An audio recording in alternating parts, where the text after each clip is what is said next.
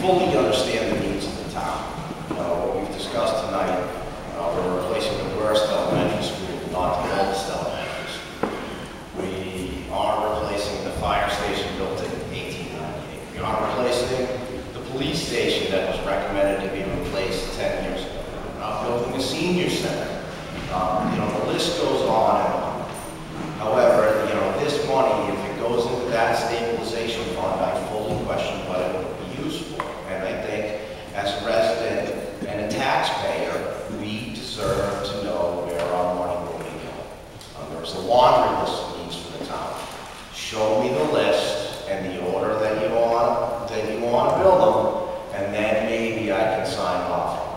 The conservative in me is opposed to any tax increase, period. However, I do fully understand the needs of the town. If you look at both taxes combined, there's a couple of different proposals. One is in addition to the 0.75% for the meals and the 2% for the hotel.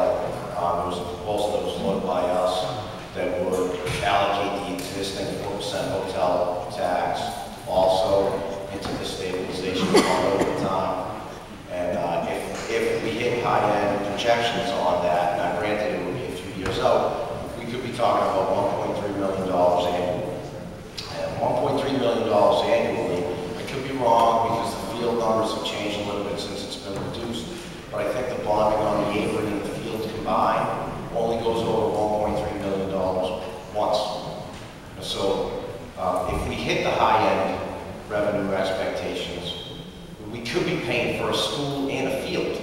In addition to the tax increase, we would be, the way the current process works, it comes in front of everybody, it goes in front of town meeting, and it goes out to the voters. Well, we could potentially be building a school without ever having to go for the vote, in front of the voter. And, I think that that's another thing that would need to be taken into consideration. Shaking your head, no, Mark, you disagree with me. And now granted, all of that is a few years away, but why do we need to start collecting the tax now when we don't fully know what's going to happen? We've identified a source, but before we start collecting it, is it absolutely necessary to collect it beforehand, or should we figure out what we want to do? For those of you who haven't had the opportunity to join us at a finance committee meeting, you're seeing a little bit of it here tonight. Mr. Moulton and I disagree most strenuously on this particular topic. I'm a liberal, so I'm all for taxing the you know what out of you. And I say that somewhat facetiously, but in my mind, cities and towns have been clamoring for the opportunity to raise local option taxes for years. So in the process of doing the budget this year, the legislature gave us that opportunity. At the same time, they cut local aid. Now, if anybody in this room believes that next year, when budget time rolls around, they're not going to look at each and every city and town and say who's adopted it and who hasn't, then I have some swamp land in Florida I'd love to sell you. As far as consensus on what we're going to do with this money, we clearly don't know at this point. We haven't defined what a capital improvement is. Is it a roof? Is it a building? Is it a road? Is it a pothole? Is it my street? It certainly should be my street. It certainly should be your street. But I also have faith in the ability of the town meeting and the finance committee and capital expenditures and the board of selectmen to come to a consensus on what policy should be for expenditures of money out of this fund, and then present those to town meeting for their approval.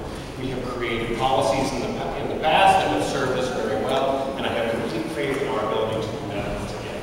So, Mr. Moulton, I respectfully disagree with you on this particular point. Thank you. Right now, as Mr. Keegan said, the meals tax we pay is 6.25%. This local authority that the State House granted us in July would allow us to raise it to 7%. The current 6.25% does not come back to Dedham. The current 6.25% meals tax does not come back to Dedham. This incremental 0.75% would come back to Dedham directly from the state, 100%. Town meeting members would have no problem whatsoever understanding each and every quarter, because that's when the state is scheduled to reimburse us each and every quarter, town meeting members would know to the penny how much of that incremental 0.75% is coming into the coffers of the town. So you have great understanding and transparency about how much is coming in, and then town meeting votes every year how to expend or allocate all those monies. Okay, so that's important. I don't think everybody understands that 0.75% and back 100% together.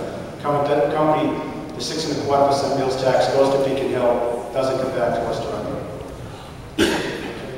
The other thing too about the process that Derek mentioned, we're going to work on that. The Board of Selectmen in December will start to propose the committee that will look at the financial policies. The Board of Selectmen have an objective to look at the town's financial policies over the next year and a half. Working with the school committee and the finance committee, we're going to update all our financial policies.